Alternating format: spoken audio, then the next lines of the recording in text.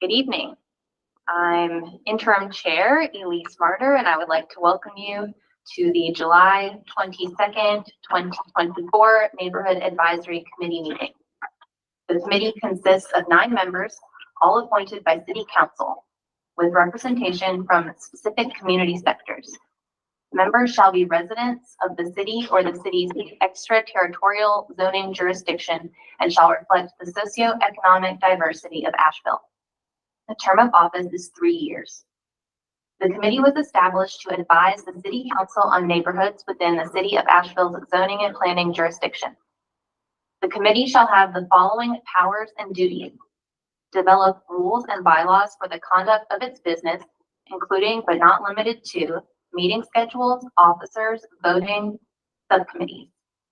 Develop a plan to strengthen neighborhood identity and resilience, and to facilitate communication and cooperation between Asheville's neighbors and city offices. Develop benchmarks and standards by which progress toward implementing the plan can be measured, and work on special projects that are consistent with the goals of the committee as assigned or directed by City Council. All committee members and staff are participating in person. Members of the public are welcome to attend our meetings, which happen typically in the first floor conference room of City Hall. Today, we are in the 6th floor training room. And those meetings are held on the 4th Monday of every other month, beginning in January 2020. Normally, we would be streaming live, but we are recording today since we're in the training room, and the meeting will be posted tomorrow. You can also see that recording on the Virtual Engagement Hub, which is accessible through the Virtual Engagement Hub link on the front page of the city website and also linked on the committee webpage. We do have the option for the public to call in and listen live by phone today, and you can do that by dialing 855-925-2801 and entering the meeting code 9247. And for those of you out there with us today, welcome. I will now invite the committee members to introduce themselves. Please say your name and the zip code or area you represent. And we'll start on the end with Moira and go around this way. Great. Okay. My name is Moira Belonge, and I represent zip codes 28806 and 28728. Hi, everyone. My name is Trevor Schmidt. I represent zip codes 28803 and 28704. Hi, everyone. My name is Sandra Franklin. I represent area code 2, zip code 28805. Hi, Charles Crowell, 28801. I'm Elise Martyr. I'm an at-large member and I reside in West Asheville. I'm Elizabeth Lekas. I'm an at-large member, and I reside in Oakley, 28803. My name is Joe Taylor, and I represent zip code 28804. Good afternoon. My name is Jake Smith. I am an at-large member residing in 28804. Awesome. Let's see. So we'll start off today by reviewing the agenda for today's meeting. Hopefully everyone has that in front of them. Are there any changes or additions or any further discussion of the agenda? And if not, is there a motion to approve today's agenda? Motion to approve. I'll second. Thank you. All those in favor, please say aye. Aye. Any opposed? Cool. Then we will move on to the minutes. The minutes from the previous meeting are also in your little packet of information. So regarding the minutes of the March 25th, 2024 meeting, are there any changes or additions or any further discussion of the minutes? And if not, is there a motion to approve?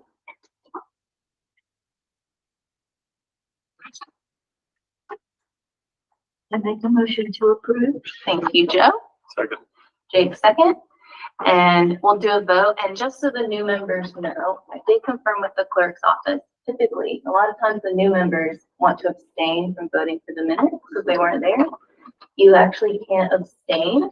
You are required to vote, so it feels weird, but just letting you know. So, all those in favor, please say aye. Aye. Any opposed? All right, awesome.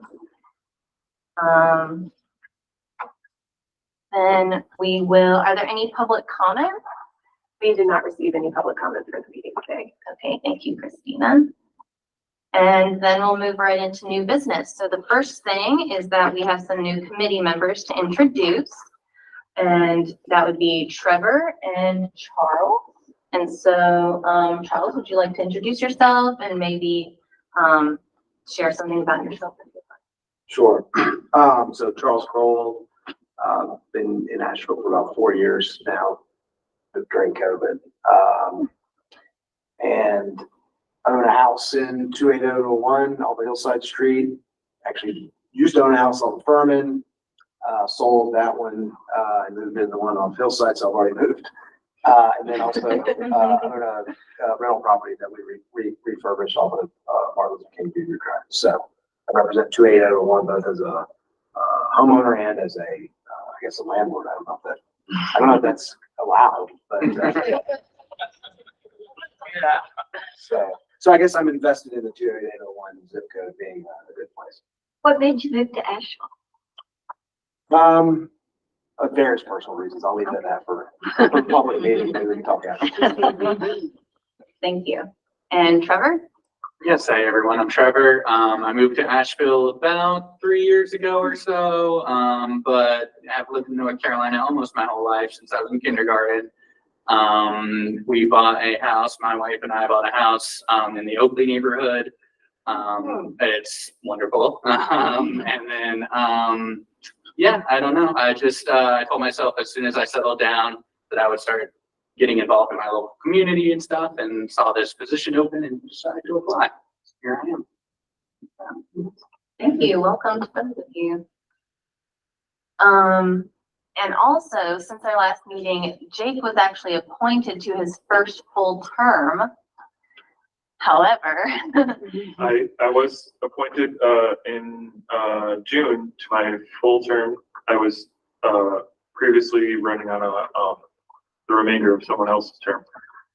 So now I have purchased a house in the 2804 zip code, but not within the city limits. So that puts me in a position where I'm no longer allowed to be on the committee for the Neighborhood Advisory Committee or the MMTC.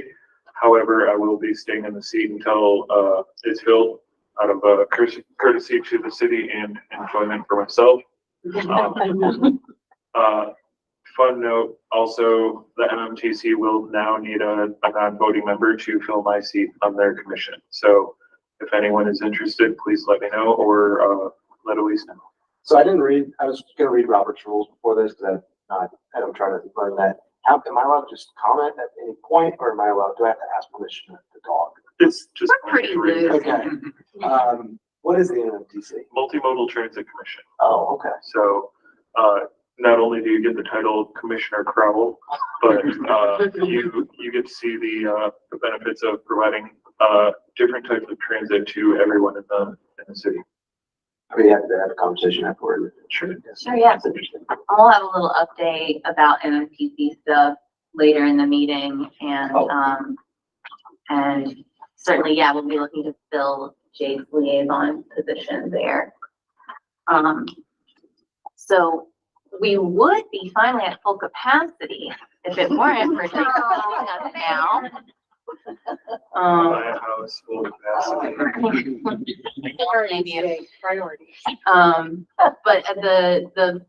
the city is on a quarterly cycle for filling positions, so I guess it'll be advertised and maybe in September, if there are any applications for, you're an at-large representative, Yeah. right? Okay, so that leaves it open, so it doesn't have to be a particular zip code. So if you know anybody who really likes getting involved in their neighborhood, please encourage them to apply for our soon-to-be open position. And would it be okay if you had like an at-large committee member that's from my zip code? Yeah. Okay. For just for kind of clarity, Dane and I both reside in 28801. Well, we both used to reside in 28801, and now Mr. Crowell over there has taken the 28801 as his zip code representative. Okay. Cool. Well, moving on from our new committee member introductions, our other item of new business is to talk about the annual retreat meeting. And I did look into our bylaws just to refresh myself on what is said in there. And our bylaws say that we will have our annual retreat meeting on the regular August meeting or the first meeting thereafter. Our next meeting is scheduled for September 23rd, because we're on the every other month schedule. And we do have, between now and our next meeting, we have the Festival of Neighborhoods, which is kind of a big deal. Yeah. Kind of a big deal. So, when we talked in our agenda pre-meeting, you said if we wanted, we could schedule an additional meeting. That is always an option. We'll just need to let the city clerk's office know, and it'll be a special call meeting for the neighborhood advisory committee. So there's flexibility. Okay. So yeah, to start discussing just what date we want to do this, do we want to wait and have it in September and not have an August meeting, or would we like to schedule an extra meeting in August specifically for our retreat? It seems like it depends on the business at hand that you need help from this group for the festival. And if you need a whole meeting for that, then we could add it on in August, right? And then have our retreat in September. I don't know. It just depends on the workload, I think, doesn't it, a little bit? I really appreciate that. I love that idea because we're going to need all hands on deck. And it's great that if we were to have a meeting before the festival, which is the 14th, rather than a meeting after, I would be in favor of that.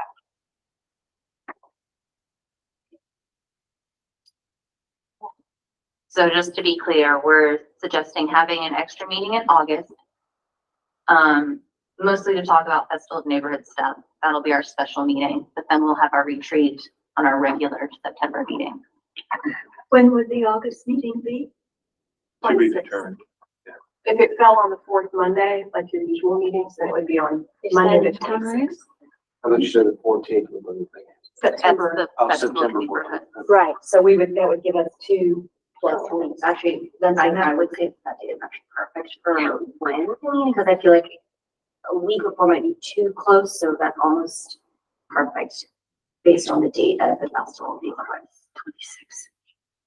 So yes, so was that day August? August 26th. That's 6. Need to make a motion, second, vote, or just I move that we create a special meeting August 26th to pull us around organizational needs for the Festival of Neighborhoods, and then have our retreat on September 23rd. I second that motion. Then we've got a motion and a second. All in favor, please say aye. Aye. Any opposed? Awesome. We will have an extra meeting on August 26th just to get ready for the Festival of Neighborhoods. And then we will have our retreat the following on September 23rd. So now that we have a date picked out, let's discuss what we might want to include on that agenda. So according to our bylaws, at minimum, we need to set our meeting schedule for the upcoming year, develop an annual work plan, and elect our officers. And then Christina and Dawa have said that there might be some departments, some staff members who we might be able to hear from if we're particularly interested in anything. It's not certain that they would be able to make a retreat meeting, but if they could, we could hear from them then. And if they're not able to, we could maybe add them to a future agenda item. So, are there any departments or staff divisions that anyone's interested in hearing from in particular? I think last year we had a a pretty good presentation for emergency preparedness. And I would love to see that again. I think that should be a regular thing, not necessarily something that we have to vote for. I think it's good to have emergency preparedness available for everybody at least once a year. Sometimes things change. Sometimes they stay the same, but it's good to keep people updated. I think September is Emergency Preparedness Month. Look at it. Sheriff, I could add also something that'll be a little bit newer that's continuing to evolve is that in the development of board and commission work plans for the upcoming year, city council committees are also putting together work plans. And the intention is for there to be even more cohesion than there is now, between what board and commissions are focusing their time and efforts on and the information, policy advice, input that city council committees would like to hear more about. So in your case, the council committee is the Equity and Engagement Committee, who hears most of the work that NAC is doing. So just wanted to make sure as you all are thinking about the annual retreat that, that you consider some space to make sure we spend time understanding what the priorities are for council and how that links up with your mission. Can you explain to me what the Equity Engagement Committee is? It's run by a city council member, or it's a subcommittee of Okay. city council. So there's 3 members that sit on the committee. It's one of many city council committees that we have, that focus on the different areas that council has identified as priorities. Really, I mean, there's HR and finance, there's planning and economic development. There's a number of city council committees, and each of them have 3 council members. theoretically the Equity Engagement Committee's goals should align. Our goals should be some subset of their goals. Is that kind of? That's Sorry, I'm just- definitely the idea. No, don't apologize. That is the idea. And we as an organization are evolving to improve that alignment. So there's a lot of time and energy that's going into that. A lot of the boards and commissions like to work together. Like we might not necessarily see a lot of the stuff from planning and zoning. However, we still have occasional visits from them, like Jared, who's on the MMTC. He's shown up to some of the neighborhood advisory committee meetings in the past. But he's also on planning and zoning, so like there's a lot of cross collaboration. So the request would be that we could request the city council person who chairs that committee to speak about their goals. Or to at least provide us with their work plan. Yeah, or somebody, or one of our assistant city managers. I've seen it happen both ways. That would be great. We have a lot of really interesting presentations come to this committee. We'll be very impressed. Good. I mean, it really is very interesting because we hear from the commissions, the grants, the different projects. It's good. Yeah, there's even Coalition of Asheville Neighborhoods, CAM. They come in and present occasionally too. I would really like to get some sort of update, and I don't know exactly if this falls under transportation, but something, we haven't had a presentation for a while from sort of the gap transportation, like a lot of neighborhood associations are interested in the greenway progress and bus routes and sidewalks and those safety issues. And so that might be an area that would be really beneficial to us. I applied for the Greenway Committee for Woodfin, so from what I heard, they're connecting a greenway down to River Arts District. They so- are. Since on the subject of green, everyone familiar with some Green Belt Alliance? I've heard of them. I know. We share our space. I just thought that they provide,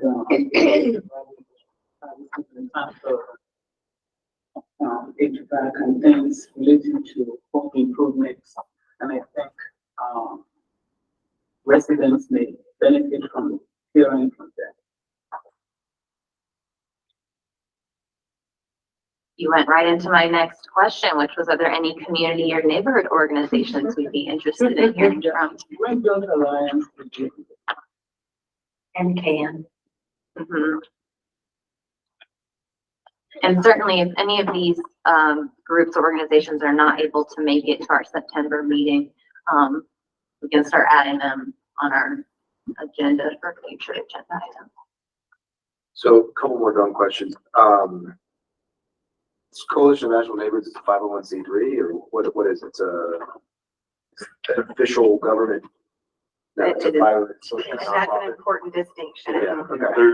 They're, from my understanding, they're completely separate, from any like government, entities, and they just kind of organize on their own. Okay. And Dane, who's a member of this committee, is also on their committee. Okay. So we get news pretty easily. And then Greenbelt Alliance sounds like something that we're 501c3. Yes. Things that will benefit neighbors and residents will be a big thing. And so just as a reminder, as we're thinking about, as you all are thinking about the retreat, the difference, it's a good opportunity to talk about the difference between the two. So the Neighborhood Advisory Committee is a committee that was established by City Council for policy advice and also has an additional charge of sharing information with the community. Now typically that information related to city government, because this is a city government body, that's not to say that you all are limited from sharing information, but we as a governmental body need to be mindful of what organizations we're endorsing, even indirectly, by giving special attention to them if they're outside of a governmental agency. So the Coalition of National Neighborhoods, for example, because it's so close to what you all do, information about what they're doing, falls in line with charge. The outcomes that you all are looking for are a little bit different because you all are advisory to the city council, and the Coalition of National Neighborhoods is more advocacy oriented. So I think it's just can be helpful to just be mindful of those different roles and the distinctions and the connections as well between the two. The reason I mentioned Greenbelt is because they also have to do with promoting tax credit to homeowners. So I think community would be really interested. Hearing things that would benefit them if they use certain equipment.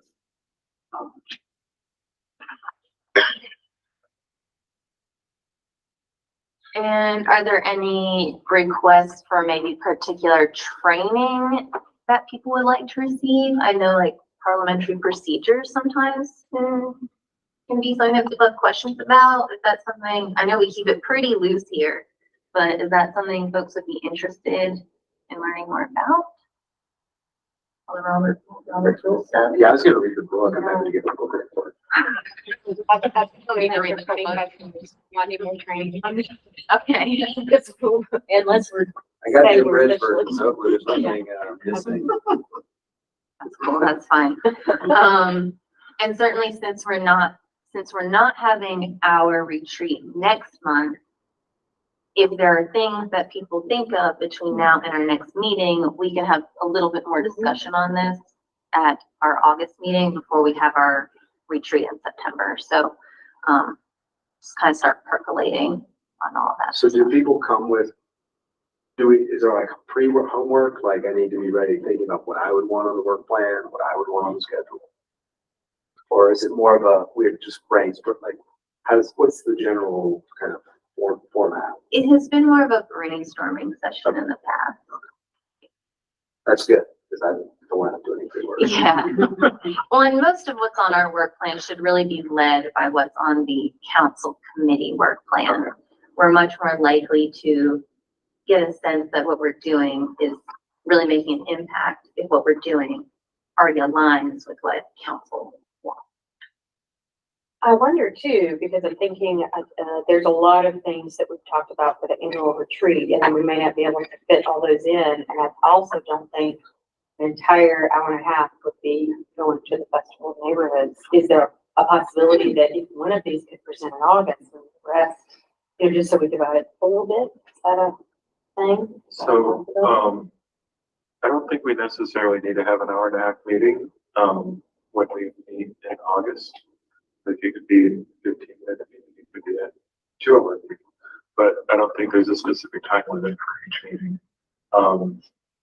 And as far as the retreats go, with MMTC, they had a 2-day retreat, that was, I think, about 6 hours each day. And we all felt like it was pretty, accomplished. We were all pretty accomplished by the end. However, like, with neighborhood advisory committee, I don't necessarily know if like a 2-day meeting would benefit. But I don't think we should be concerned about time constraints either. I was going to propose having an alternate time outside of a regular meeting, except for the fact that our bylaws specifically state that it will be a regular meeting. If we're following our bylaws, our hands are a little tied in that regard. But certainly other boards do it a little bit differently. And if that's something that we're interested in doing in the future, well, every couple of years we end up revising our bylaws and maybe we change that. But we could still run over if we could have it as a part of a regular meeting, but if we wanted it to go longer, we could. Usually there's a little bit of like regular business at the top of the retreat meeting anyway, right? And help me, Christina, if you remember, I was trying to look up the agenda real quick, but what I seem to recall is that, that there have been some discussions about some areas where you all thought you'd like to work, which influenced who we brought in to give some additional information. So, and then we kind of worked through an activity where, there's a million things that you could focus your attention on, but then having more context, we kind of worked to see what bubbled to the top. And it was a lot to get to that point. And then I think we came back at the next meeting, I think, and said, this is what we think we heard you all say were priorities. Does that look right to you? And then you all voted at that next meeting, which just gave a little bit of breathing room for people that want to process, that kind of thing. If there's any fine tuning, I think that's how it went last time. That's how I recall. Yeah. That whole activity process was really helpful and it took some time to do everything. Kind of distill like all of those ideas. I think what we're going with what I did at this year's, because we're meeting every other month, so then it would go 2 months after. If we did any kind of brainstorming after the retreat, then it would be November before we would, really see the results of that. So I think that's the only reason why it wouldn't work quite as well as it did last year. It was right after. Although we will, sorry, go ahead. Yeah, well, in thinking about last year's meeting, we identified, activities that we thought were most important. So we put Post-it notes. And what would be very interesting to me is to look at those that floated to the top and say, well, what exactly happened over the last year that impacted those priorities? Because one of them was safety, sidewalks, all of that. Well, I'd like to really know from a citywide point of view, how much effort, progress, discussion has been going on with that, so that then we could respond to it in some way. Does that make sense? So that might be something, if we could look at the minutes from that and get the ones that floated to the top, then perhaps getting people to address those, people in the city government who are part of that, to come in and say, well, last year we did the whatever.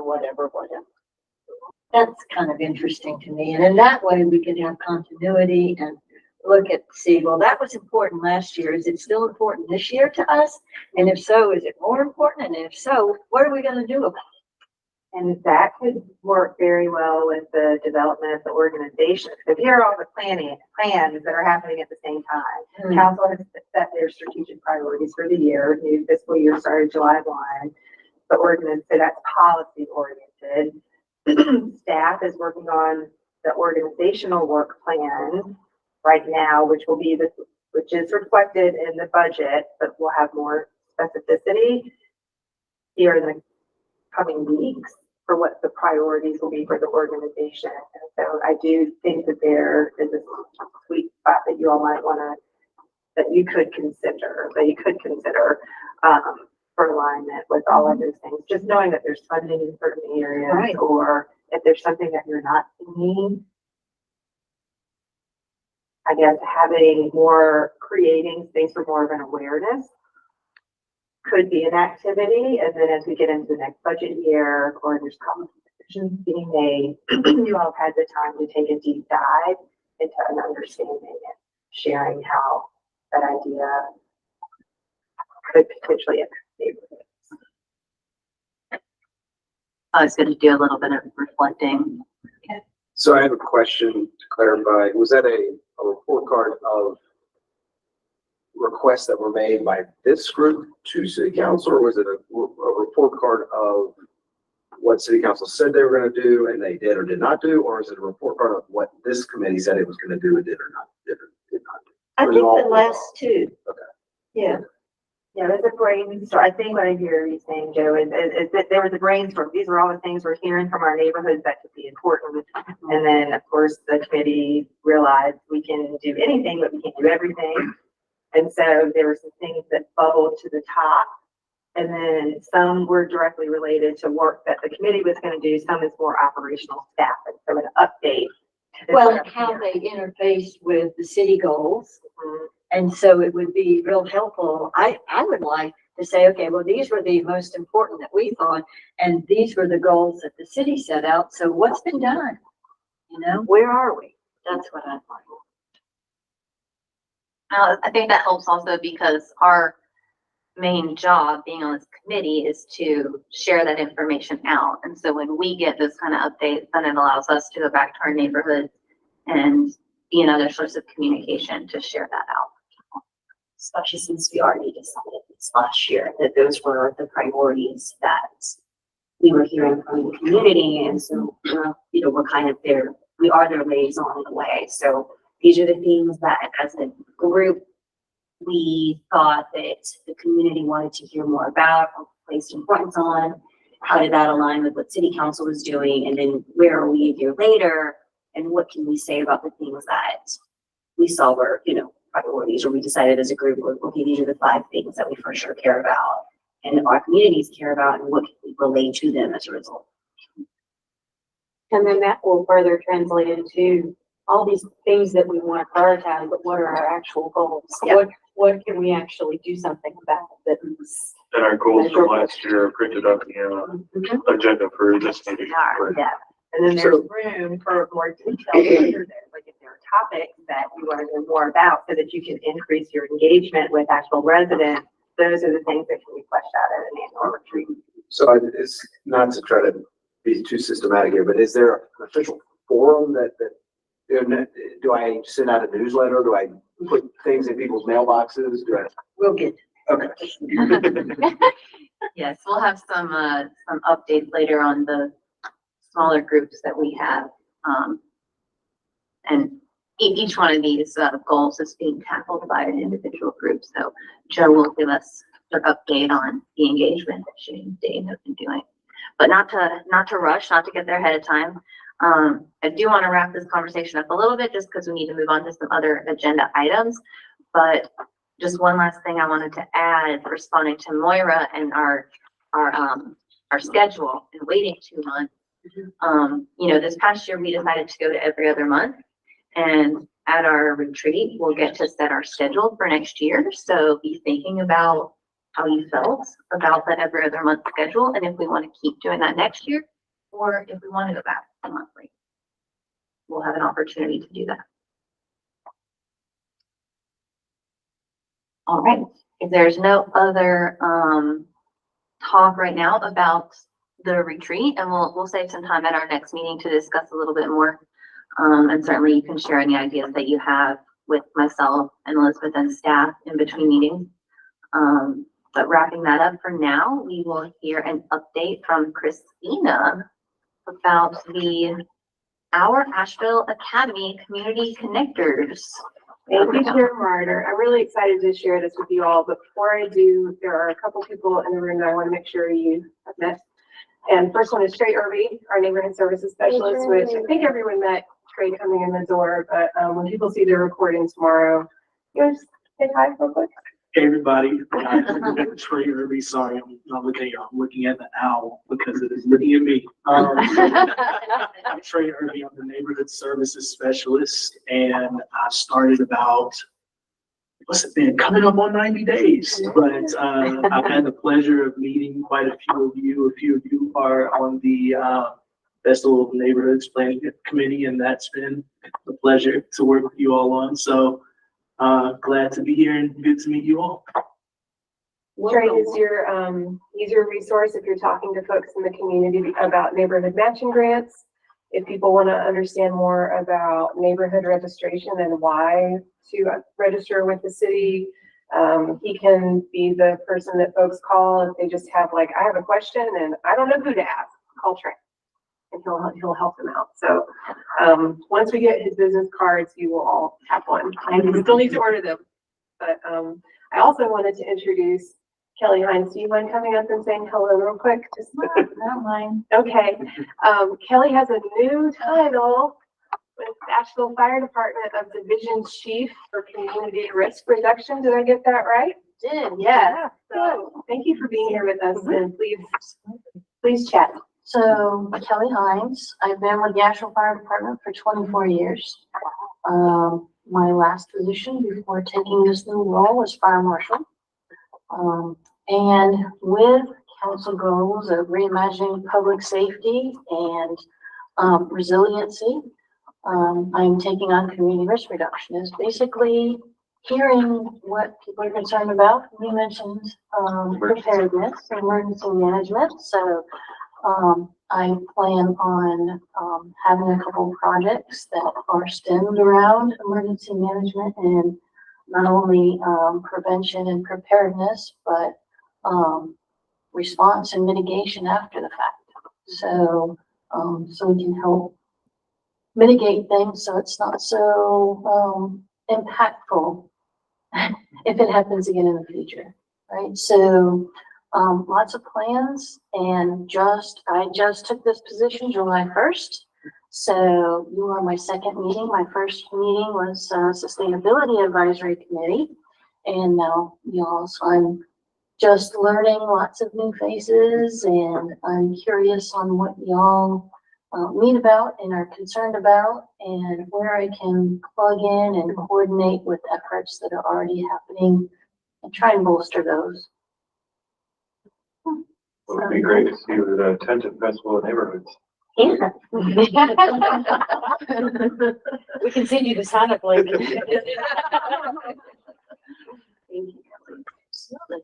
So yeah, same as with Trey, like if you talk to community members and they have questions about, you shared something with me the other day, which is like, we can give people fire smoke alarms.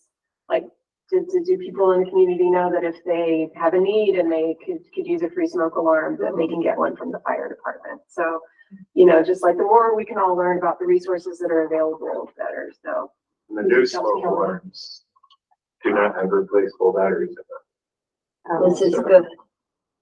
You mean they don't require battery? They're 10-year, there's a 10-year battery, and the lifespan of smoke alarms are 10 years. So the battery is supposed to last for the lifespan. Oh, wow. So when the 10 years or it chirps at 2 o'clock in the morning, then you Inevitably. replace the entire thing, you don't replace the battery. We learned Good that to the know. month after we moved into our new place. Not the new house, but the rental place. Yeah, I've been down that road. thank you so much for being here with us. Absolutely, thanks for having me. All right, I'm I gonna forgot to introduce staff because you don't have it as a thing on here. Oh, pencil it in there and I'll add it to the show. Thank you. So we can, for the people, I'm Val Hitchens, and I serve as the Communication and Public Engagement Director for the city, and our department is the staff support for the Neighborhood Advisory Committee. And then, and I'm Christina Israel, and my title is CAPE Manager. You'll see that in my email signature. So that's Communication and Public Engagement Manager.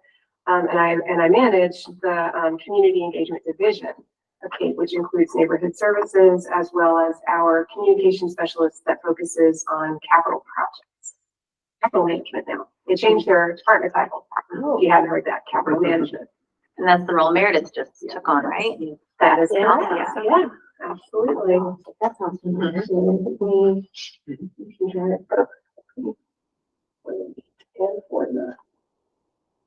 Yeah, I don't know why I didn't think about that. And then I could just look at it on my screen.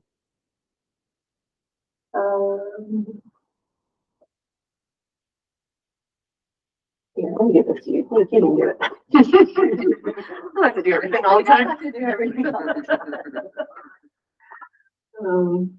Glad you think, yeah. Oh, yeah, I am trying to read this. Yeah. It's far away. Thank you. Okay, so I'm really excited to present to you all. This is the first public update that we've done about the Engagement Academy. And so let me know how it goes so I can update my presentation for next time. If you want to go to the next slide, Trey.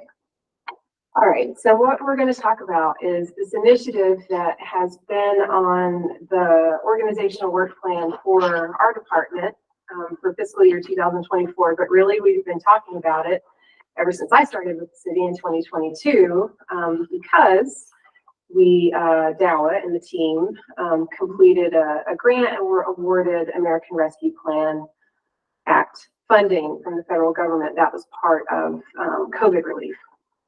And so we have a big project with 4 components, and this is one component, this Community Engagement Academy, and I've had the pleasure of being the project manager for that. So we contracted with Family House Global, and we'll talk more about them to co-design this academy. And we just wrapped up 2 cohorts, and they're going to be graduating here this Saturday. And if you would like to RSVP for that, please see me after the meeting. I would be happy to send you an invite for it. And we're going to get into all of this, but just so you know, this is a thing that we've created, and now we want it to grow and keep going, hopefully in perpetuity here at the city. So the IAP to core values for public participation, the reason that I wanted to include this, the city of Asheville, we utilize this training through this international association to help us set standards for what public involvement and participation in decision-making means. And really our North Star is the first value, the first core value, which is that public participation is based on the belief that those who are affected by a decision have a right to be involved in the decision-making process. That's why we do public participation in the first place. I mean, in some cases it's statutorily required, like you have to take public comment before a public hearing, like that's a rule. But we don't just send out surveys all the time asking people what they think because we think it's fun. Like we really want to know. And we especially want to hear from people who are the people who are most directly impacted by whatever that thing is, whatever that project, initiative, policy, decision, whatever it is. So that's where we started. That's like the ground floor for this whole initiative. So let's talk about the need that the project is trying to fulfill. I just started with people being impacted by decision making should be able to provide input into that process. We've been at this for a long time, and Dalla and I talked to people who work in local government in other cities, municipalities, states. Asheville is, I won't say we're at the very, very tip of the spear, but like we've been doing this for a while, and public involvement is something that we've been improving on as much as we can, definitely as part of Dalla's leadership. And yet there are still plenty of people in our community who don't have access, who have barriers, and there are barriers in place for people being able to be involved in whatever capacity they would like to or need to. So that's the need. And we really have learned over time and directly from community members themselves that they are actually best equipped to help us bridge those gaps. And we should really be compensating them wherever possible for helping us out. So if we're making a change of some sort and we need to go knock on doors and we want to ask neighbors to help us do that, we should be able to compensate them for their time. So that's where the need is. And it's been a need for a long time, so why now? Again, we got some funding through the American Rescue Plan Act, so we were able to stand up a program. But really this feedback has been coming into our team for the last 15 or more years. And if you have a chance, I would recommend, because on Friday and over the course of my career at the city, I've been getting I've been hearing stories from Yawa about how her career started at the city with the Lead and Seed project, which was a federal program. So there isn't time right now, but I encourage you, if you ever have time to talk to Yawa about Lead and Seed, you will learn that this isn't a new idea per se, but it's taken us a while to really get to the place where we can do this. Definitely there's a high level of interest in the community, and I'm really happy to say that, I mean, although we could always use more help, we're fully staffed right now and the time has been right, which is a blessing. So the scope of the academy, the title became Our Asheville Community Engagement Leadership Academy. The hour is the third bullet point there on your screen. It stands for Organizing and Uniting to Repower. And this title we were gifted from the firm that we hired, Finley House Global. They do community capacity building work all over the world. And they're based in Atlanta. They're a minority and women-owned business that we've been really proud to partner with. And they were awarded the contract with us to be our facilitator and help us create the academy through a competitive request for proposal process last year. So when we scoped out the academy, we knew that we didn't want to just create it ourselves. We didn't want to sit here in City Hall in a bubble in a vacuum and create the coursework and decide, what everything was going to look like. We really wanted a partner that could buy into the vision that we had and then co-create it along with us. So we've been really excited to work with Finley House. They've been absolutely amazing. And they've done an excellent job of continuing to iterate as we sort of went along over this last year and take feedback from the participants of the academy to continue the co-creation process, which is really cool. One thing about their proposal that was really important to us was that because they're based in Atlanta, they recognized that they would want to hire people in Asheville to serve as their on the ground people for the duration of the project. So they put out 2 part-time positions for community champions. And those guys have been absolutely amazing to work with, and took a leadership role in the second cohort and actually led the classes for the whole second cohort, which is really cool. Each participant who completes this academy gets a $500 stipend that's paid halfway through. And every effort was made because life happens, and sometimes people had to miss a class, but our consultants were able to help people make it up so that they could, make it all the way through to completion if that was their desire. They're going to offer ongoing support for the academy graduates for up to a year after the academy, which is kind of unheard of, honestly, in the consulting world, as far as I can tell. So that's really cool. And then it was really important to me that community, and important to our participants, we heard throughout the academy, they wanted to be able to see themselves leading the academy at some point. So the idea that they participate and then they can lead future classes and then teach others to do that was a model that we also created together.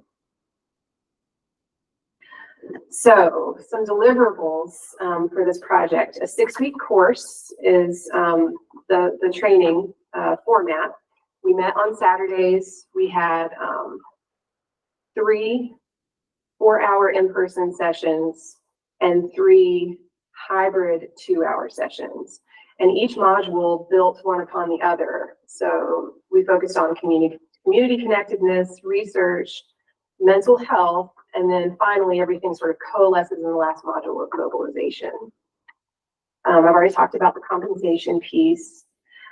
I've talked a little bit about our community champions. So they served like throughout the academy as the like one-on-one support for each of the participants, but then they also delivered all of the classes for cohort 2. The graduation was a deliverable, and so we're really excited to bring both cohort graduates together and everybody celebrate with one another, and then that ongoing support I mentioned as well. So people who graduate this academy have earned the title Community Connectors. So that's how we're going to be referring to them internally from now on. And the idea is that city departments, when we have a project or an initiative that we know that we're missing feedback from a certain segment of the community, we can hone in and we can work with our connectors to reach those people whose voices are missing from the conversation or the decision. So some examples of how they can get out and help us do that, they can go on door to door, like delivering flyers or handing out surveys. We can train them up to host focus groups. They can help us push some social media awareness to their networks. And that's just a really, really short list. And I have a feeling that list is going to just like keep getting longer and longer as we go, because we're really excited to work with them. We're also now we're really in the launch phase, because we're looking to activate these folks. So already we're thinking, okay, how can we make sure that they stay plugged in and stay connected? So monthly newsletters so that they can stay up to date on the most latest information coming from the city that we think is like relevant to the work that they're doing. And we're also going to do quarterly in-service training opportunities where they can come in, or we can go to them wherever and focus on like a particular topic of community engagement and do some continuing ed in that way. And then we're not going to be sending people out in the community to just like fly by the seat of their pants. Like every project, every initiative, they're getting a lot of one-on-one support from staff so that they feel empowered and prepared to really do what we're asking them to do. So what's next? Again, this is an ongoing initiative. This is not a one-off. Our main focus right now is just, we got to mobilize these folks. Like there's a lot of momentum. They're really excited. So making sure that we're connecting them with opportunities to help us. And I've got people knocking on my door and calling me almost every day right now with ideas for ways that we could use their support, which is so exciting. We want to be able to track as we go along, what's working, what needs help. This is going to be an iterative, continuous improvement kind of thing. So really over the next year, just being able to report on how it's going is important. And then the question has come up like, okay, when's the next academy? I've given this a pretty good deal of thought, and I don't think it would be very prudent for us to like get on a schedule where we say, well, we're going to do it 4 times a year, we're going to do it 2 times a year or whatever. The idea is that we have this group of 15 people who are about to graduate, and we want to keep them engaged and mobilized. And there's going to be attrition over time, and then we're going to be able to recognize, okay, it's time to stand up another application period and do another academy. But when we do that, it's going to be really important to co-design that with our current connectors as well, and make sure they're plugged in and able to help be leaders of that academy. So to be continued on that piece. All right, so we're wrapping it up. This was an organizational work plan initiative, and now it's mobilized. It's so exciting.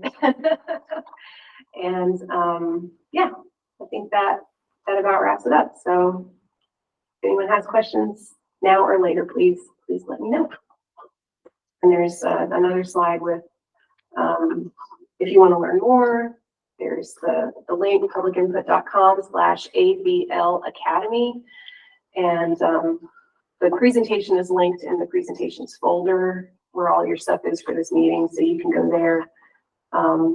There's also a survey that our community connectors have actually like helped to kind of create, co-edit the survey.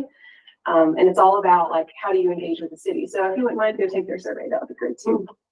And that's all with the other materials and minutes and agendas. It's in this presentation here for you, but yeah, if you need help finding it, just email me. I do have a question. How do you foresee, so for instance, festival neighborhoods, right? In terms of promoting something like that. That's coming up soon. I don't know that it's far enough away that it, you know, we could benefit from the community connectors, but is that one of the things that you kind of foresee them being more involved in the future, especially as it relates to the net? So all the subcommittees that we have here, obviously engagement, volunteer of the year, and the festival of neighborhoods, which are all kind of involved in going out more into the community and involving them more into the process. Like, how do you foresee, if there is a way to kind of work with or benefit from the community connectors? Hi, that's a great question. So in terms of, and this is just me spitballing a little bit, and we can talk more about it. I think in terms of asking if there's interest in helping to support with the outreach for the festival, that's a fantastic idea. And I'm pretty sure that we could commit some budget to help with that. So we should talk about that at your meeting, which is tomorrow. The next day. Wednesday. We'll talk about it at the meeting on Wednesday if you want to. But in terms of serving on any of the working groups, my only thought there is that our community connectors they receive compensation for the work that they do. And so serving on a volunteer-based committee, I'm not really sure how we would. Sure. Yeah. And I guess I didn't mean it would serve, but it basically kind of coordinate, you know, because again, Festival of the Neighborhoods is not the only subcommittee that's concerned with like more community engagement. Obviously, the other one is just engagement more into the neighborhoods, and then the, you know, volunteer, we keep calling it volunteer of the year. I know it's not actually volunteer of the year. So community volunteer that Elise and Sandra are involved in as well. You know, obviously that could use some coordination potentially with getting the word out there. So that's kind of what I was thinking, since I know, especially based on what we talked about last year, community involvement and engagement is a huge priority for the NAP. And I think that's just a no-brainer for their newsletter too, now that you're saying that. So yeah, thank you for that idea. Other questions? So, oh, go ahead. I was gonna say, it's obvious how invested and excited you are, just talking about this, and It's so it's true. really cool. And I just love hearing you talk about it. Thank you. Appreciate that. So I was just, you know, was more curious. So you said there'll be some attrition. Like, what was kind of the agreed upon? Are they kind of set up to help out for a year, 2 years? Yeah, we don't have an agreement like that. So I spent a good chunk of my career in volunteer management, and I'm patterning a lot of the way that this program is set up on that experience. And that's just something that I know. People get different jobs, they move away, they have a kid, like different things happen. And so anything that's seen as like a part-time or an extra kind of role is usually the first thing to go when we have a big life change. And so that's really what I'm thinking of more in terms of attrition as like a natural thing. But yeah, we don't ask for a year-long commitment or anything like that. I think the commitment is probably going to be best ensured by us actually like making sure people are hearing from us, we're checking in regularly, we're keeping busy, that kind of thing. And that it's meaningful, you know, and they want to keep doing it. So is your goal then to just have like a bunch of different connectors all throughout Asheville and all these different neighborhoods, or is there a certain number that you're kind of looking at? I feel like that, so when we originally scoped the project, our goal was 24 total. So we thought 2 cohorts of 12 people. And that was really something that we just kind of made up. That air. Well, yeah, that sounds good. You know, nice round number. And, so we had 9 go through the first and 6 go through the second. Looking back, we're really glad we didn't have classes of 12 or 15 like we were kind of shooting for, because, it would have been unwieldy just in the whole environment. It would have been a lot harder. So class sizes were good. Yeah, that's about as much as I can really say about it. You know, it's been very, organic. And I think it will need to continue to be, because what's really at the root of this is certainly community capacity building, and then any economic development opportunity or professional development opportunities. And it's based around people that are missing from conversations. That was really the driving factor. So we might see with the data that we're collecting, that we have access to and collect over time, that those groups might change as Asheville changes. So having that flexibility to just kind of evolve and meet the need as it currently is, I think will be something that carries through. Thanks for letting us talk about it. I have a couple of questions. I was letting everyone else have a little bit of floor first, but, so you said that, so participants get the stipend halfway through, they get the rest of the stipend after completion. Sure. And they get continual compensation, right? Yeah. Is this on like a per gig basis? Basically, yeah. So, we're starting off, so we've patterned what we're paying the connectors off of what Finley House paid the, champions. Okay, so, $31 an hour is what we're paying, and that's really close to the National Volunteer Hourly rate. And the reason that I like that rate is because it's set by an outside recognized organization, and it takes, and it increases every year because the cost of living increases every year, so it should. But it takes into account, and you all know this because you're volunteers sitting in this room. When you volunteer for something, you're bringing all sorts of pro bono skills and knowledge and expertise with you. So it's really hard to be like, you know, living wage, or, you know, how do you attach a number to that? So their starting rate is $31 an hour. When we receive a request for support, we're going to outline what that looks like ahead of time. So it's not just like, okay, we need to get 500 more surveys and we're missing lower income and people with disabilities and demographics. So go for it, you know, and just report back. We're going to say, like, you know, we're going to attribute a number of engagements and amounts of time ahead of time, reporting, like being able to prepare, time to prepare on the front end, meet with staff, time to report out on the back end. So package it all so that they know exactly what to expect, and hopefully it's all walking in step, because we have to be able to budget for it. That's the other thing. Yeah. That was my other question. Like, so this was initially funded with ARPA, and unless we have a pandemic again or other national emergency, we're not gonna get that funding again. So is there a plan to, to sustain this financially? I'll let you know. I talk about money.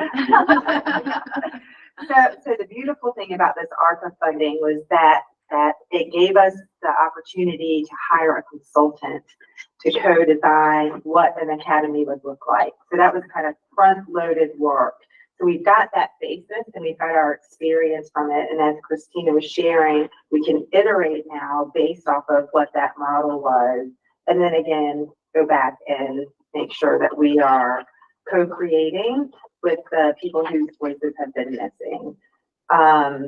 So it's kind of a big idea, something we've been hearing from the community that would be helpful for well over 15 years. Our bandwidth is what it is. So that ARPA funding gave us the opportunity to get that big piece of what might this big idea look like in the real world down. And then departments for the ongoing, being able to pay the connectors for any work that they do, focus groups or whatever that it might hold with their networks. That will come from different departments' budget, so it's not a gigantic cost, but more, it's a relatively smaller cost that can be realized in an annual budget. That, Yeah, no, that's great. And then, so you're saying that, the consultant basically like they led the first cohort, but then by the time we got to the second cohort, the people who were in the first cohort were leading it. So like, do we think we can cut out the middleman now and just have our people like do this in-house kind of? so the community connectors, and I know there's lots of, I just want to put the pictures of them up there so we can see the little people behind these names. But the community connectors were two people that the consultants hired to do even more work than the participants. So they're the ones that led the second cohort classes under the tutelage, I guess, of the consultants. So I do think that there's opportunities moving forward. If you want to talk, if you want to, I'm gonna try to pull their pictures up, but add any more to that, the opportunity to continue to, be one, do one, teach one. Yeah, so our community champions, like Val was saying, like while they were paid staff for Finley House, but they were also participants, right? They're the like peer support in a way. So yeah, but what you said is totally the idea. And actually the final booklet or whatever workbook that people received has like cheat sheets and facilitation tips so that like once a person goes through the academy, like this is their material. They don't need the city to come and deliver. Like if they want to go deliver the academy in their community, they are welcome to do that, which is really cool. Yeah, if they want to take the materials and launch a professional career in community engagement, there's that foundation there. And then they've got a greater understanding of how local government works. So while you're out engaging, you've got that context that not everybody has right off the bat. And that was a piece that we didn't really go into, but shout out to Marcus Kirkman, our ABI business manager, or ABI manager, Asheville Business Inclusion is ABI. Marcus has been just total champion of this program from the beginning. He was on our project team, and he spends a good chunk of the final class with the cohort talking about business inclusion, talking about how to sign up to become a vendor with the city. That's kind of a necessary thing because if we're going to cut anybody a check, they have to be registered as a vendor. So there was like a practical component to that, but he also goes into a lot of detail about if you're interested in like Dal was saying about like a career in consulting, this is how there's like these stepping stones that you can take. You can get your MWBE certification, your Minority Women Business Enterprise certification. You can register with NC Hub, which is a statewide database. There's a DBE database. There's all these databases that are there for not just the city of Asheville, but for all government entities in the state to look you up and say, oh, I can send my contract, my bid advertisement to this person who's qualified according to what's in this database. So yeah, we definitely heard from our participants that some of them are very, very interested in that. They really did see this as like, this is a launching pad for me to meet some bigger goals, which is really cool. Yeah. Thank you so much for your leadership in that and for this lovely presentation. It's my pleasure. And any other questions before we move on? All right, cool. I'm also taking a look at it at the time, and I think normally we finish around 7:30, but we have a lot more updates to get to. Is everyone okay going a little past 7:30? Is there anyone who really has like a hard stop? Okay, cool. Just making sure. Because next on our agenda, we have updates from all of our working groups. And our new committee members, as you're listening to these updates, think about if there's one in particular that you would like to work more with.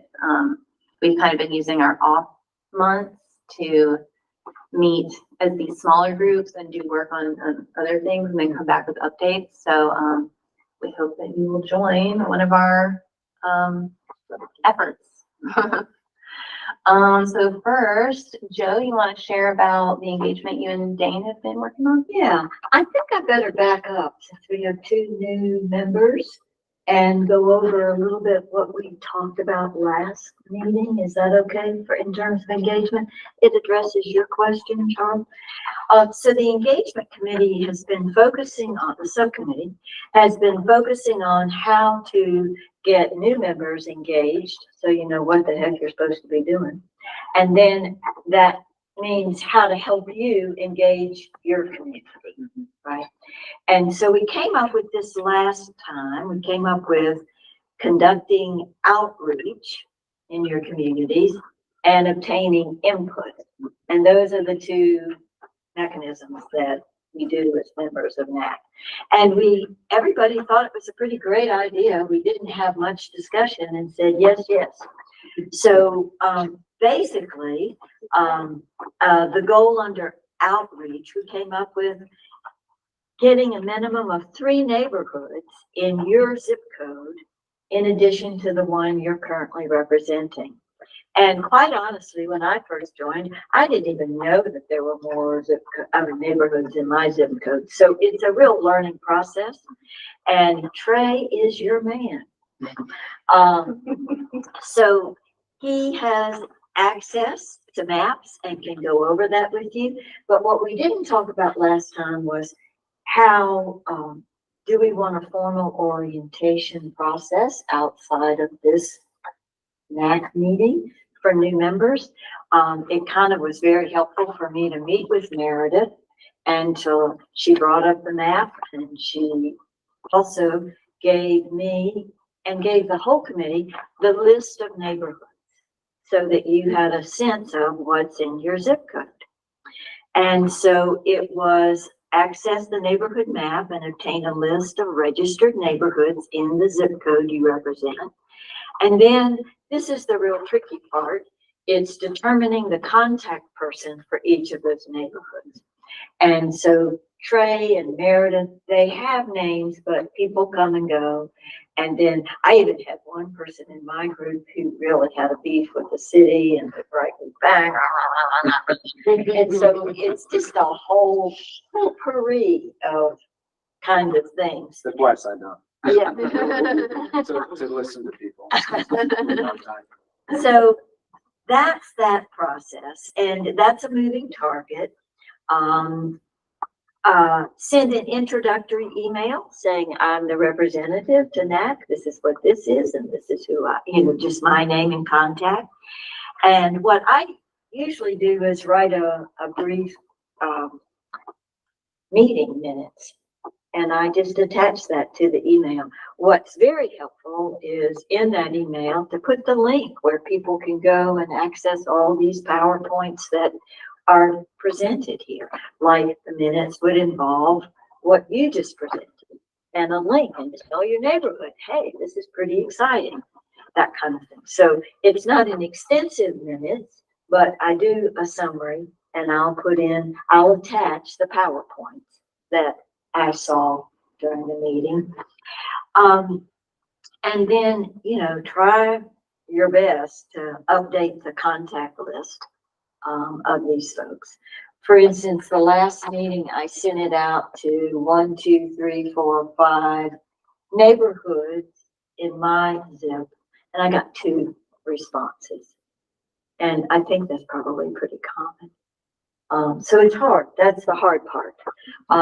And then obtaining input. So that's the outreach part of it.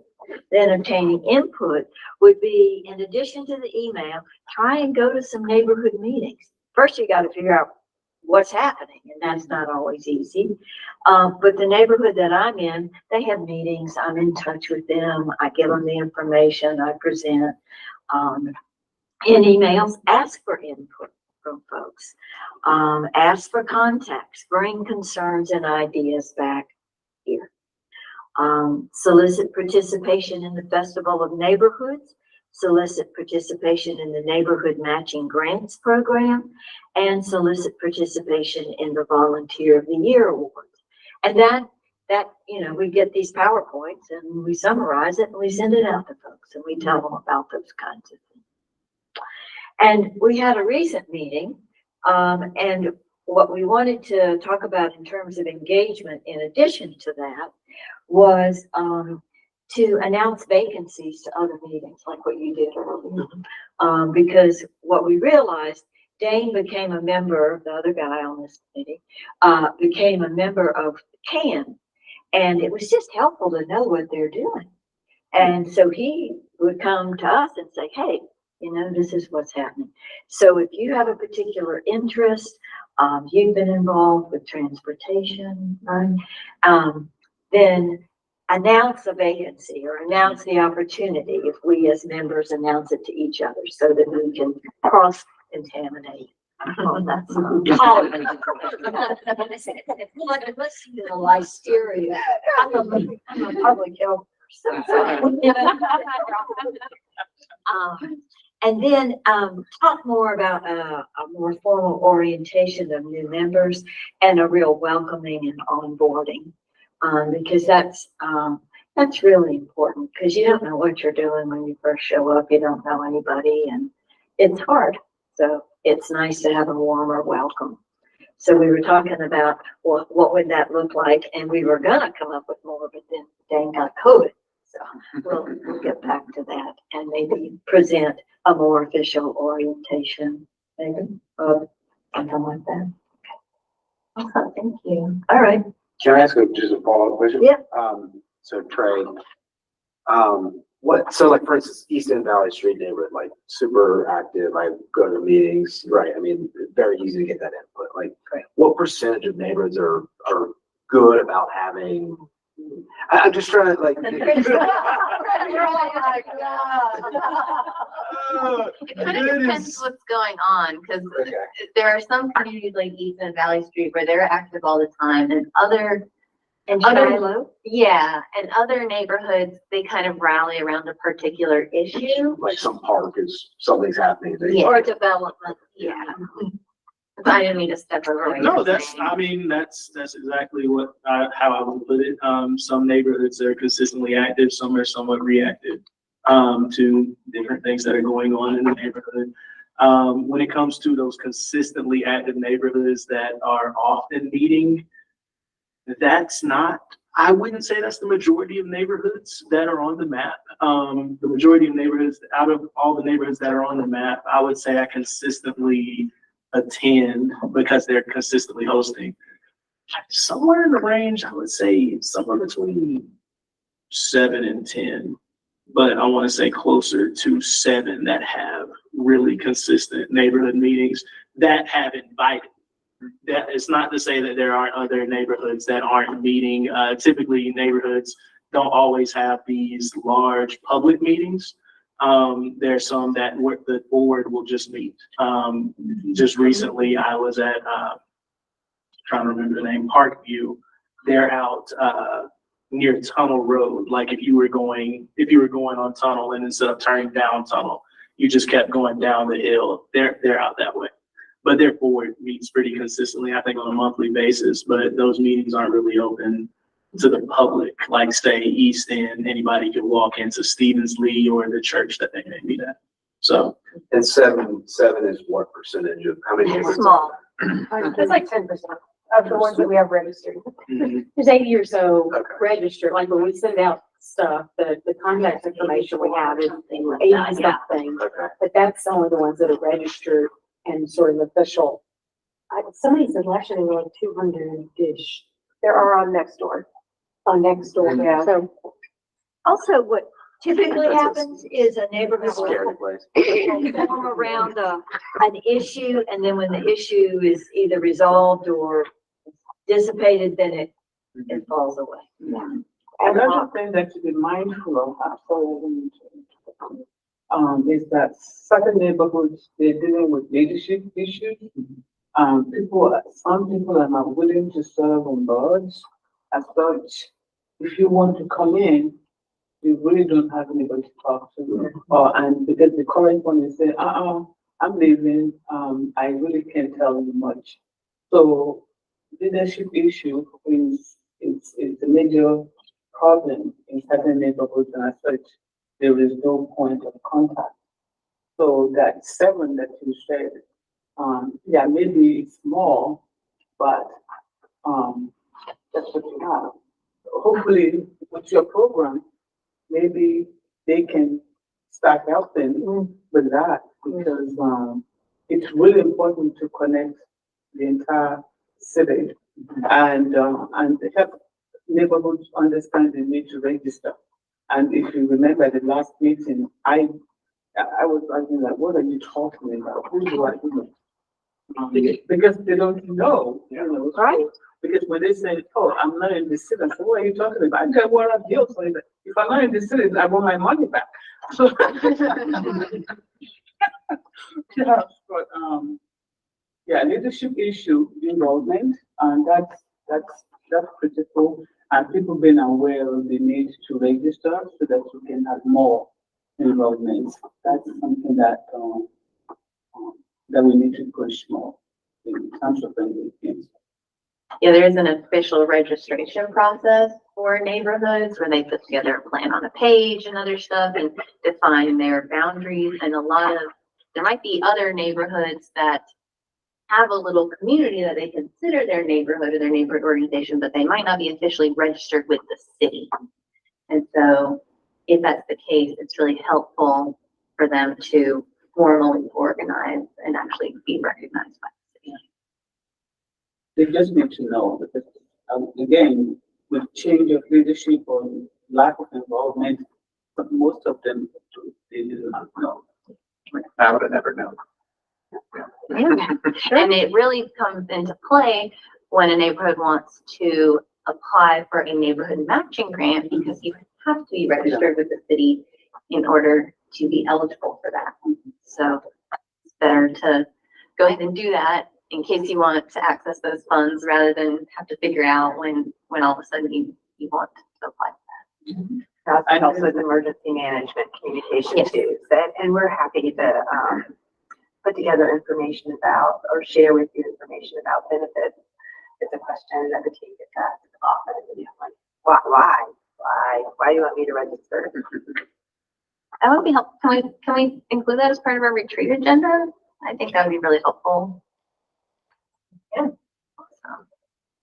And Joe, as soon as you brought out this little document here, I remembered that you gave it to us at the last meeting.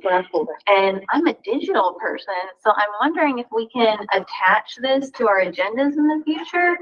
These instructions here, I imagine you have it as a Word document. I did. So if you send it I'll send it to everybody or just you?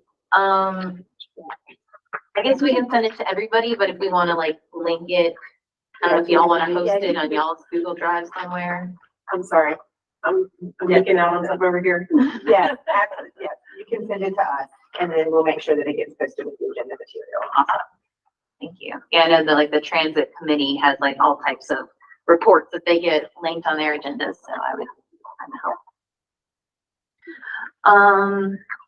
All right. Take a picture of those. That too. I do have the piece of paper in my phone. All right. Are there any questions for Joe about what she and Dane have been working on? All right. Awesome. Thank you for what you guys are doing. Volunteer of the year. Sandra has allowed me to share what we've been up to. So far this year, we have recognized 3 individuals. In April, we had Drew Reisinger of Malvern Hills. He is an 18-year resident, and he was nominated by one of his community members for his work maintaining and beautifying the Caney Creek neighborhood greenway. That's right there in the Malvern Hills neighborhood. And as part of our follow-up with them, when we want to get information from them to write up their little blurb for the neighborhood newsletter, we ask a couple questions, including like, what is your inspiration, or like, why are you passionate about volunteering? And he said that his passion is inspired by his desire to create safe outdoor spaces where kids, adults, and pets can play. Then in May, we did not have an honoree. We had like some scheduling issues and like and getting our information out in the neighborhood newsletter. So we ended up not having a May honoree, but in June, we recognized Benji Burrell of the Charlotte Street neighborhood. and he is a 12-year resident. And he was nominated for his advocacy for pedestrian safety improvement along Charlotte Street. And when he was asked what inspires him to volunteer, he said that he's inspired by the teachings of his late parents and mentors who taught him to wake up every day and try to do something good in the world. And then this honoree is Storms Reebok, I'm not sure exactly, from Hawk Creek. And he has been in Asheville only for 2 years, but he's really like gotten in there and started doing some really good work. He organized the first ever Haw Creek Heritage Festival just this last year, as well as he organized the Haw Creek Hustle 5K, which featured 125 local runners, and that was also a brand new event for Haw Creek. And he also led the effort to replace the neighborhood entrance signage, which has been landscaped very well. Very nice. Did he landscape it as well? I think so, yeah. And he's inspired to his inspiration comes from he wants to preserve the history and natural beauty of the neighborhood. So those are our first 3 honorees for the year, and our nominations have kind of slowed down a little bit. So if y'all want to do like a second push for people to get their nominations in. And that's online, the form just in there. Yes, there is a link to the Google form on our committee page. Oh, good, okay. And it's also in, if you're on Instagram, it's on the little link in bio there too. And We have an Instagram page. no, the city has an Instagram page. Oh my gosh, did we?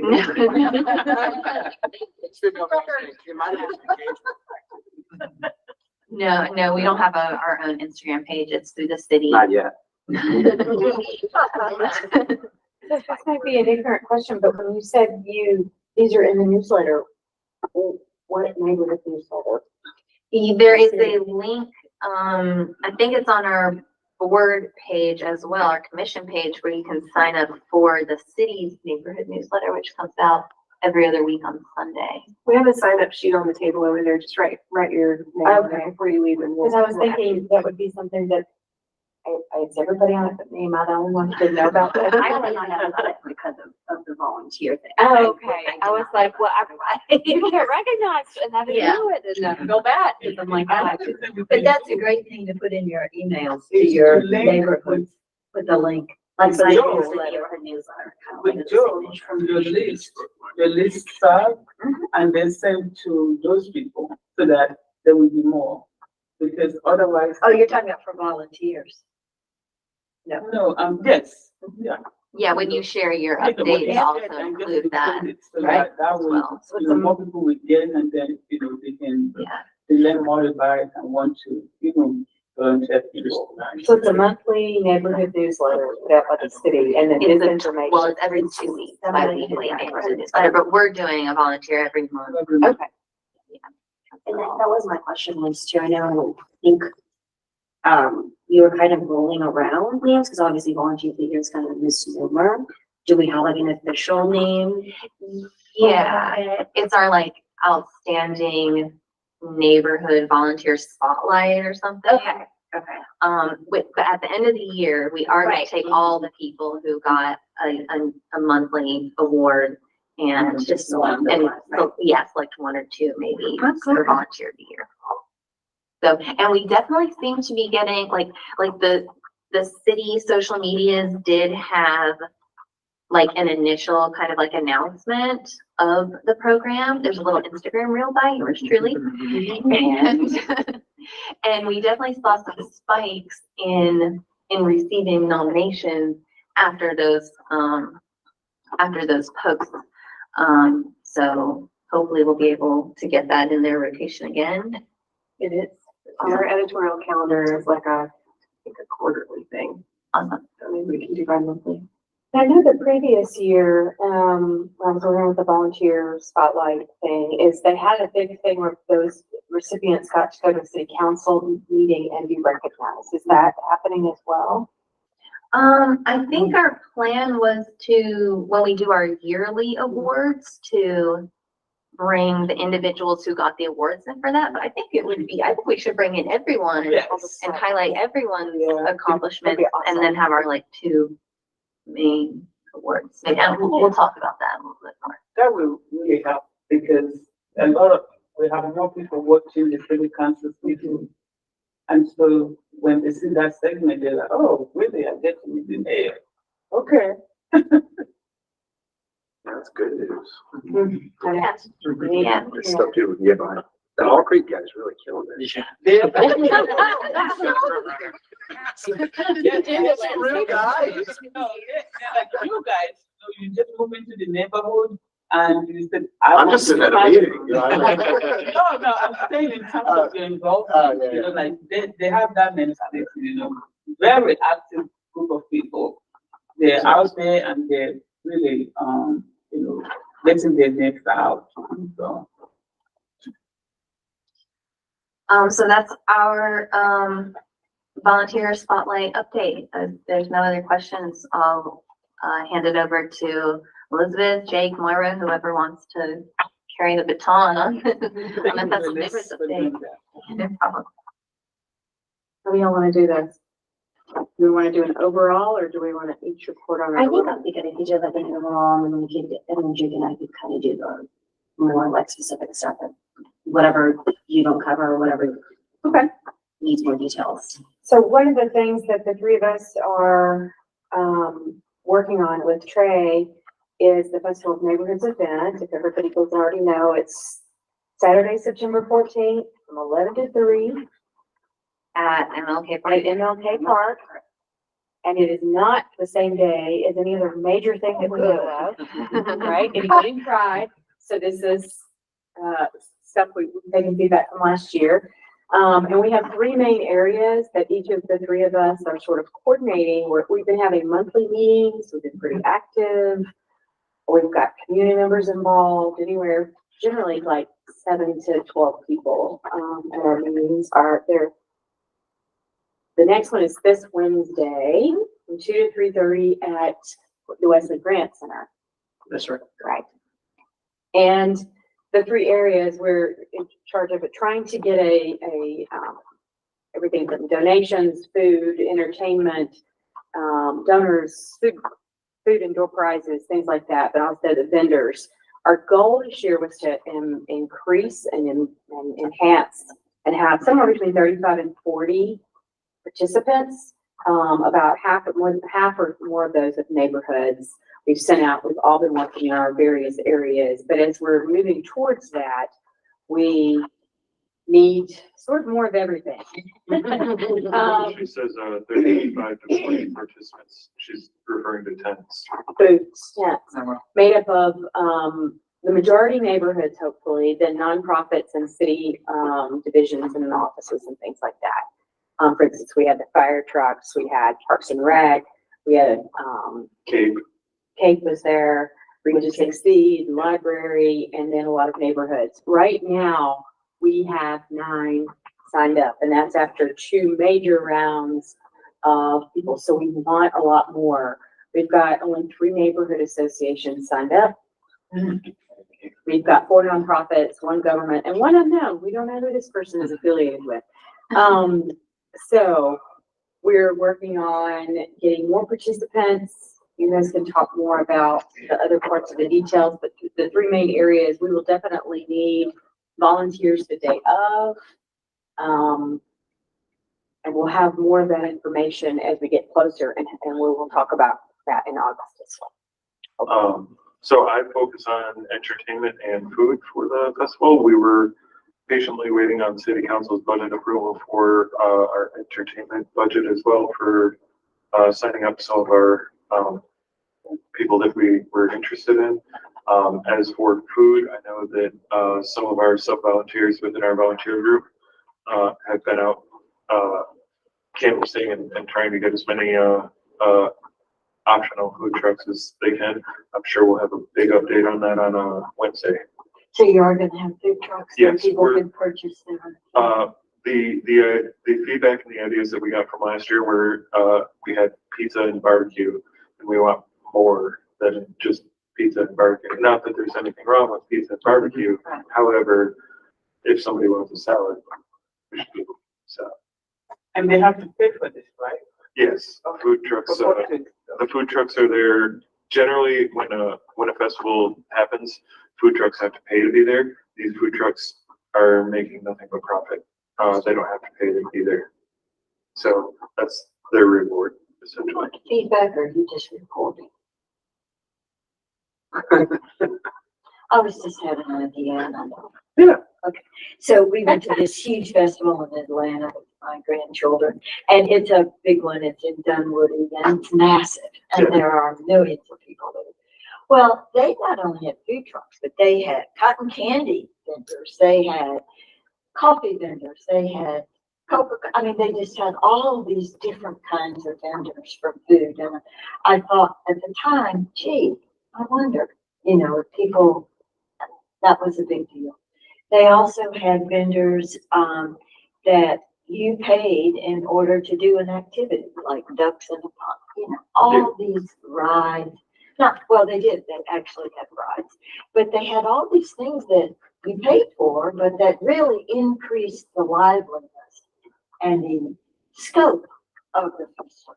I don't know. Yeah, so last year we had, Asheville on bikes, they had a little, bicycle ramp and, kind of play area for kids to ride around on and adults, bouncy house for kids, mostly kids, and, That really drove me crazy, but go ahead.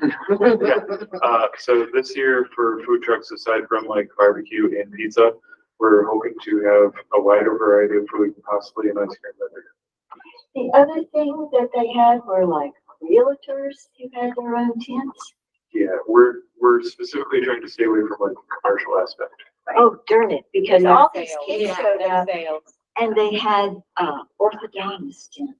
Well, yes and no. So technically, and, you know, maybe, Christina and Trey can like jump in. So what we try to do is get, cash donations from organizations, and as like a reward for them donating, they could potentially have the opportunity to have a tent there that's not otherwise, that opportunity is not otherwise available to, you know, private businesses, right? So, because as Elizabeth was saying, we want to focus on neighborhoods. The vast majority of the tents are going to be the actual neighborhoods, and then the remainder of the tents are going to be nonprofit organizations. So that kind of, I think, I wanted to address the first thing, which was, you know, people paying for stuff. And we're not really discouraging it, but we made it clear on the sign-up form that if they're going to have stuff that people need to pay for, it needs to go to basically the nonprofit of the neighborhood, and they can't actually make a profit from it. Part of it is because to participate in the festival is 100% free. So from pretty much any festival event you have out there, to be a vendor, you have to pay to participate, and so then it makes sense that you want to then recoup some of that cost, right? So it's free to participate, but then we don't really necessarily want people making money. But we did try and solicit donations from private businesses. And then in exchange for that, if they pledged cash, then they would have the opportunity to have a booth at the festival, which of course is not, it's not an opportunity available to private businesses. So I don't know if that's something, I mean, the only reason I brought up Trey and Christina is because we had like the hard deadline because of the way that if we were going to collect cash donations, it had to be done by a certain date, or there was like a whole administrative thing that needed to be done for us to even be able to use the money. And we didn't want to run into the actual festival date with all of that being done. So It's supposed to be a whole objective of the Festival of Neighborhoods, which is to connect people, to learn information about community and neighborhood resources, for neighborhood associations to be able to collaborate on issues that might be neighboring or joining neighborhoods, like, oh, we want to tackle this traffic thing together or this issue about the river. And so it's not as, we want to get as many people there as possible, but it's really about a free, safe place for people to connect and learn what other people are doing. Like if someone says, we had this successful community garden, another neighbor could say, hey, we could take those ideas and then go back. It's just a hard sell. I mean, getting people like neighborhoods to volunteer Correct. to come. Yeah. Yeah, I was just, going for the lower denominator and No, absolutely. if you have rides and. Yeah, it's kind of like first priority is the neighborhoods. And then the second would be the city services provided to those neighborhoods. And then we kind of branch out from there. Well, and if it helps, I was just gonna say, if it helps right now, East End, Valley Street, Shiloh, West Asheville neighborhoods are the three so far that are signed up. And I believe Sharon did specify what neighborhood she Well, was she with. never, I don't think she responded to my email. And I think she responded to the festival, Yeah. which is really Y'all sad. still haven't heard from Burton Street. Those are the only three, and everybody says, oh yeah, we're gonna be there. I'm like, you gotta submit a form. We were back from last year. Maple Crest, the formerly Walker Heights, that's what it is. Okay, so now we have 4. Yes. So to be clear, neighborhoods instead of tents. And share information with the rest of the neighborhood and compare notes with what's going on. Yeah. But we will also have tents available for non-profit organizations. However, they cannot be selling stuff. Right, for example, everybody needs to submit a form because people can't just show up and submit a TID if they haven't actually, because we've got orientation and what there's requirements and expectations about what they're bringing. So, AB Tech, then we have educational nonprofits, Read to Succeed. Which they participated last year too. Right, and who's, Asheville on Bikes. We've gotten a couple of submissions from new ones, like around solar energy. I have to go back and I have to clarify with them what it is that they want to do. If they're just providing information versus trying to sell products. And that's just something our planning team had talked about. Who's the other one? I wish we could do something around native. Well, neighborhoods could do any kind of activity. They could do their own information. They could, if there's a particular interest in that in a neighborhood association. A variety of activities, but yeah, right. And then we have actually liaison with city. There's also room for city offices and divisions, like if we have fire, we have police, if we have, last year we had the Godwin County tax assessor. I don't know if that's happening. I think people, Yeah. because of the whole. But it's really, I mean, basically what we ask from a form is, what organization are you with? What kind of activity? What is the purpose? What would you be bringing? Or adding value around. We set it up so that, if we get 50, we'll have to, we'll have a wait list. But so far we're not there. So if you're part of a group that you think might be interested in this and they're not one of those 4 neighborhoods, you can send out the link. Maybe we can add the link. Yeah, if we could add the link to. So I don't mind sending that to you guys and to other people here, just so. It's 11 to 3. Yeah, and that is also shortened from last year based on feedback we got. I mean, church is out of this. A church. It's a nonprofit. Yeah. I know, basically selling anything, but just their church. Yeah, come on down. Yeah, theoretically, if they want to submit a form and then just tell us what they want to do. It just can't be, because there's taxpayer dollars paying for it, there just can't be any religious. No, I I don't think anybody wants to come in there and start. Well, look, guys, I would just don't, you should. We are often surprised by Well, and that's- by what different things draw. Well, and a few of these last year, I had to call and say, what exactly is it that you do? What do you want to be doing here? And kind of clarify the purpose of it. So if someone says, hey, we just want to have a face painting tent. Sure. Yeah. Then we just have to have that conversation. Okay. parameters. And for, you know, the church thing, a lot of times the churches are, depending on the church, they are heavily involved in the neighborhood. So there's a lot of connection there. There's probably programs or other things that they, you know, are not religious at all, but just really with the church and stuff like that. So it makes, that's a logical connection, especially for the churches that are really active or work with the neighborhoods.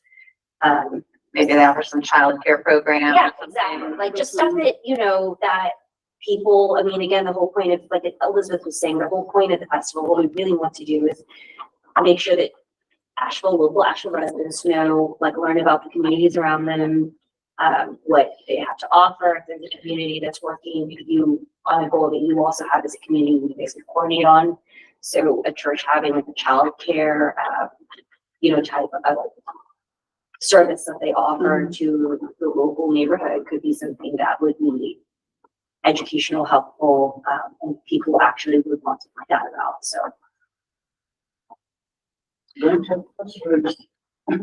Were there any groups that participated last year that like aren't participating, and did they give a reason why?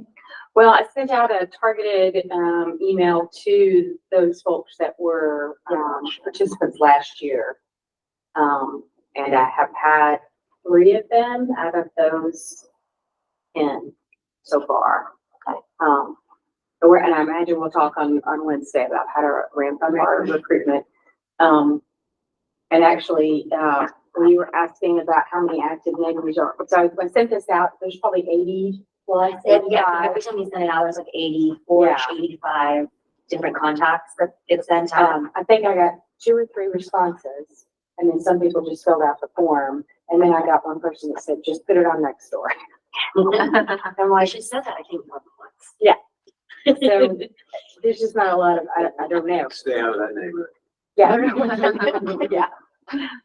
Kidding. It's all- Not, thank you for, anything. It was just, okay, good. Thank you for the feedback. And then to add on to what I was saying about the budget. So we did get to the 250 budget, which is great.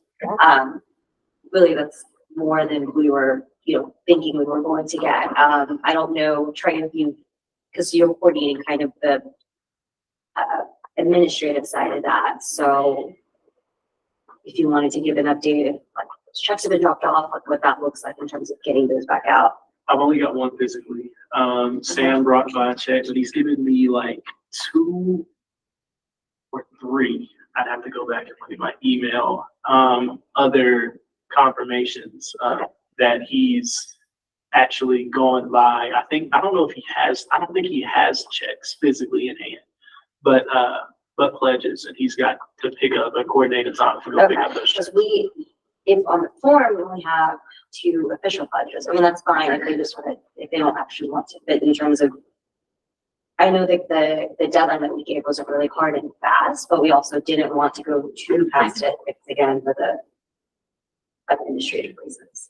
Right, and that deadline of the 15th was really just for like confirming that, right? You know, like, hey, we're going to do something. So you all have a good little bit of time. Well, and I think we had said maybe the 5th, and Not to squash this, I'm sorry, but we're getting really close on time, and so I'm wondering some more granular stuff if y'all want to save it for your group meeting. But thank you, I really appreciate all the updates and everything, and I appreciate everyone staying here as late as we have. And I want to give a quick MMTC update, and then we'll try to wrap up here. So MMTC, we've met several times since our group last met. We talked about some delays on the college patent bike lane implementation, but those delays are in order to combine the restriping effort with the repaving effort. So we're trying to better utilize city funds, but that is causing a little bit of a delay. We've also talked about some sidewalk improvements that are coming to Smoky Park Highway near the I-40 interchange, as well as the Reed Creek Greenway extension. And that's along Broadway, kind of in the Montford neighborhood. It goes past the Botanical Gardens, and then that's where it currently goes, is past the Botanical Gardens. But there's going to be an extension that will keep going north on Broadway and eventually connect to under I-26 to Riverside Drive where the RAD Greenway or the Wilma Dykeman Greenway currently is. There's also the preliminary discussion of restructuring Cox Ave.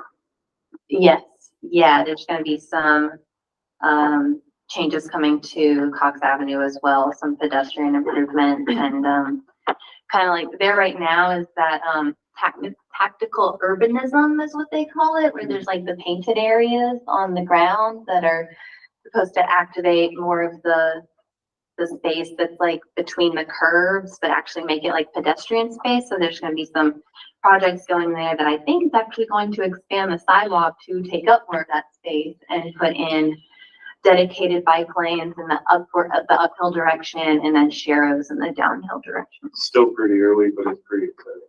Yeah.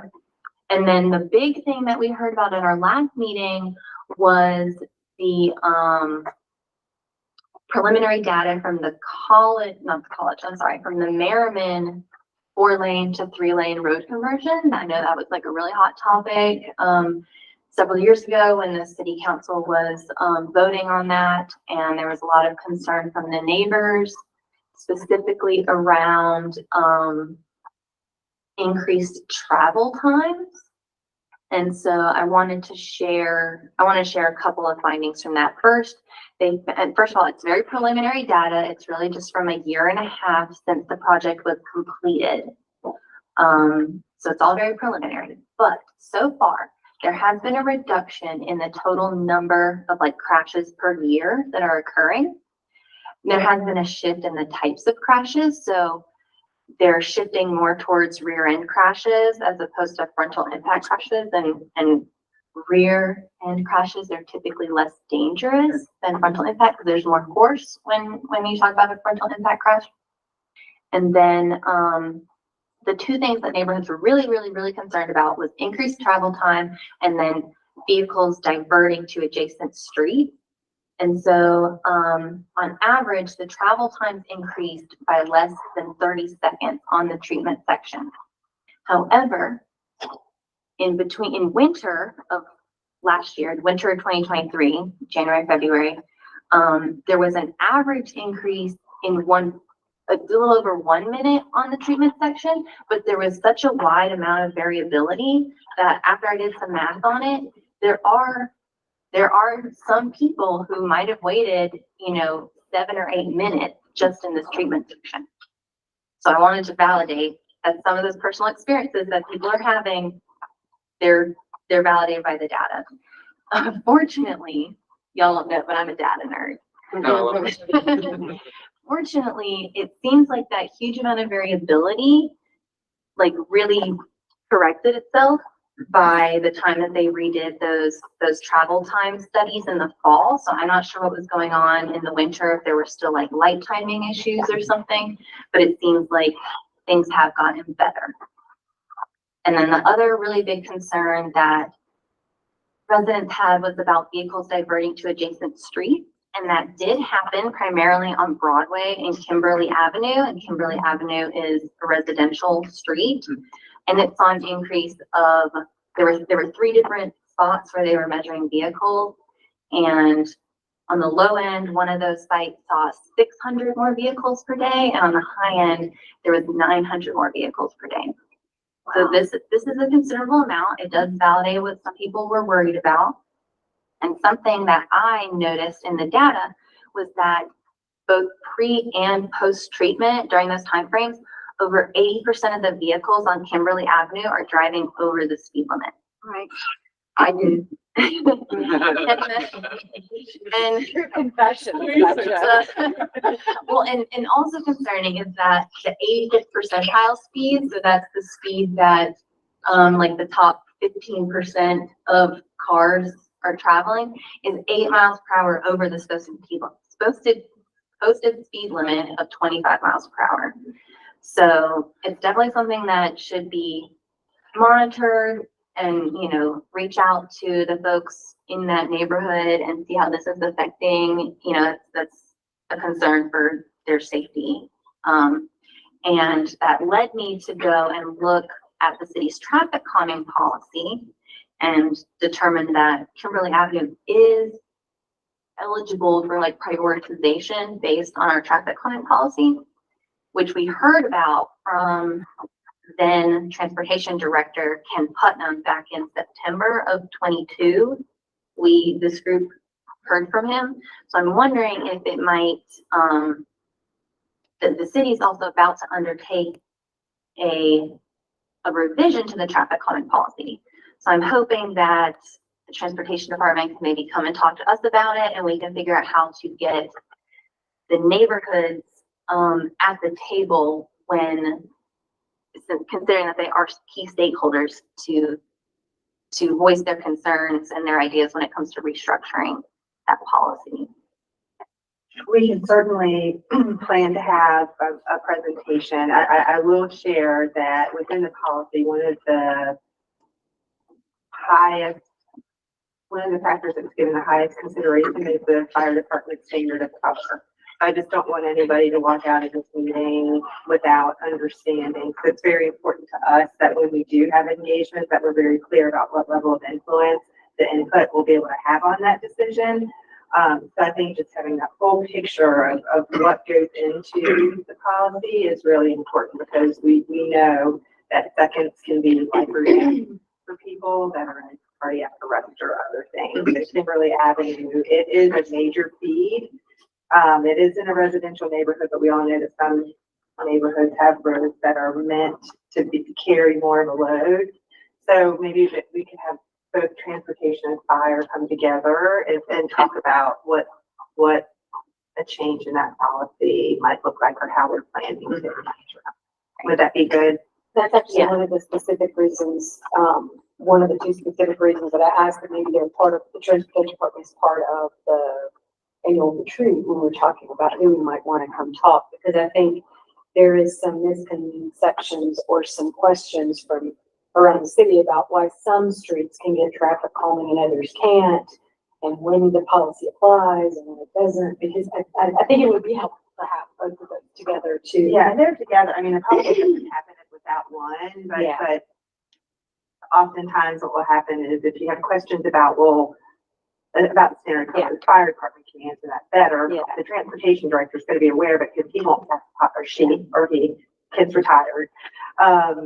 They're not going to pass a policy that would slow down an emergency response. And I think that would be great. I know I would want a much clearer understanding so that I could then talk to Because neighborhoods. people don't think about, there's so many pieces to think about. And traffic calming doesn't always have to mean speed bumps. In fact, something I learned is that when you install speed bumps, it actually increases vehicle noise on the road because people will slow down to go over the speed bump and then they'll zoom ahead until they get to the next speed bump. And unfortunately, our policy currently only includes speed bumps and speed cushions. And speed cushions. No speed bump, speed hump. Or the speed cushions, which is like a speed hump, but it has that divider in the middle, so that supposedly in the fire trucks can get through more quickly.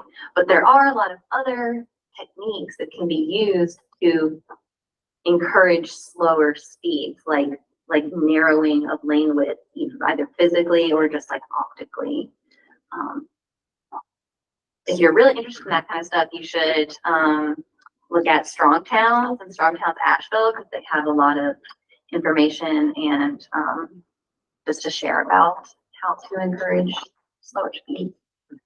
We have that situation in our neighborhood, and when speed bumps was recommended, there's an issue about when it snows, that the cars cannot, they have trouble going through. And since we're talking about safety, you talk about the fire department and transportation, why not include the police?